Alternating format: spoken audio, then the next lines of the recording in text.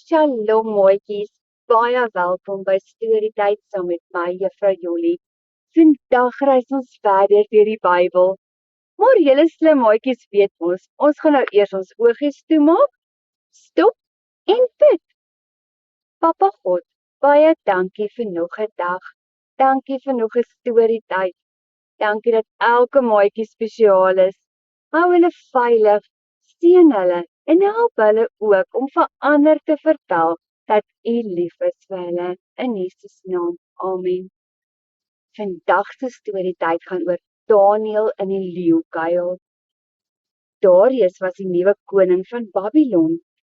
Daniël was sy hoofhelper. Die koning se ander helpers het niks van Daniël gehou nie.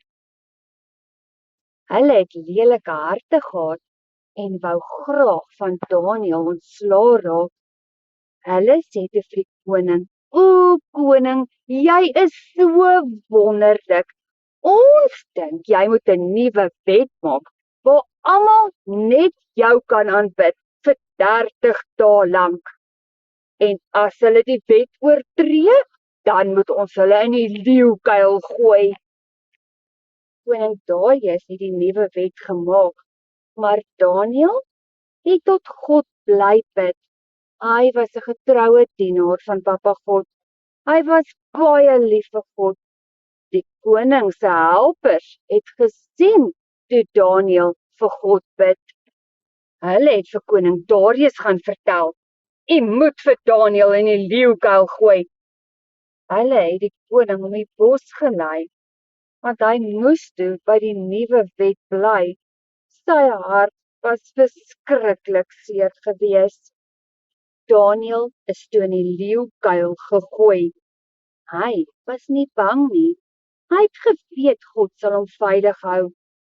Koning Darius het vir Daniël gesê, "Ek hoop jou God red jou." Daardie aand kon die koning nie slaap nie. Hy was so bekommerd oor Daniël. Die oggend gaan die koning na die leeukuil toe. Het jou God jou gered van die leeu's?" roep hy vir Daniël. Daniël antwoord met 'n lagende stem, "Ja, my God het. Hy het sy engele gestuur om my te beskerm." Toe is Daniël terug na die paleis toe. Koning Darius het bevel gegee dat almal God moet eer en respekteer. Vandag se les is, maak nie saak wat in ons lewens gebeur nie. Is jy in die moeilikheid? Is jy in nood? Vertrou altyd op God. As jy hom met jou hele hart dien en jy's lief vir hom, sal hy jou beskerm. Soos my maatjies weet, Juffrou Jolie doen graag poppekas by julle kerk of julle skool.